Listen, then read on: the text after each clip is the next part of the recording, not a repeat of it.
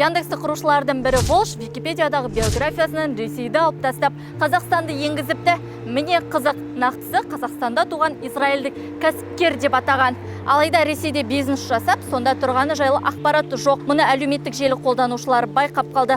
Агентство Telegram каналының жазуынша, Волш Википедиядағы өзі жайлы ағылшынша биографияны өзгертпек болған. Аркадий Волш кім? Қазақстанда туған израильдік кәсіпкер, компьютер саласының ғалымы, филантроп. 7 жасында Аркадий Алматыдағы физика-математикаға бейім арнайы мектепке оқуға түсіп, Яндекс жүйесінің болашақ негізін қалаушы серіктесі Илья Сегаловичпен достасады. 1981 жылы екеуі мектеп бітіріп, Мәскеуге жоғары білім алуға аттанады. Айта кетейік, Волш 2015 жылдан бері Израильде тұрады деп жазылған Volsh.com сайтындағы биографияда. Осыдан бірнеше күн бұрын Википедиядағы Волш туралы ақпаратта Қазақстанда туылған израильдік кәсіпкер деп жазылған болатын. Оны түзетуге тыйым салынған.